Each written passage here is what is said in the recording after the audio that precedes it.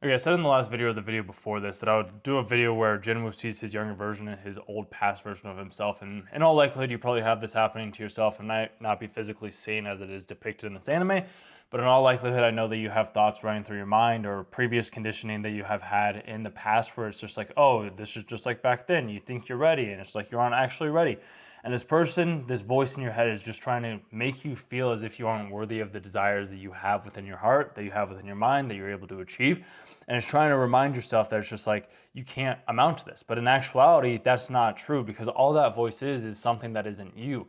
And the reason why I can know that and how I do know that is because what is you is unconditional. There's no strings attached to it. There's no like harsh words. There's no conniving or steaming or anything bad that's happening when you have those like negative self-talks, because that's not you. That's conditioning that you have had ingrained from family, friends, maybe even yourself as well too. But once you remove those things through journaling, through fighting, through leveling up, as I was talking about in the last video, and why it's good to train and do things, you'll start to see and recognize that it's like, you know what, that past version of you, it's always going to be there. It's always going to be lurking, but you can start to integrate it into yourself and accept it as you, which I won't spoil anything, but if you read the manga, you kind of know what I'm talking about. And there's an aspect where you'll figure something out.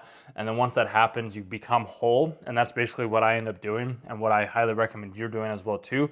And why I find these animes such as so lovely and so fascinating and interesting, because it's like the past version, younger version, it's like it doesn't seem like they want you to die yet, but it's always going to remind you of like your failures and of your mishaps and your shortcomings, because it's like that is what it knew back then, and it doesn't understand that you have leveled up, that you have grown, that you have evolved into the new person. And the more that you understand that you are a new person and that is not the same as back then all of a sudden you are going to be stronger, you're going to be more capable, you're going to be more willing to put up with the battles and the enemies that stand within your way.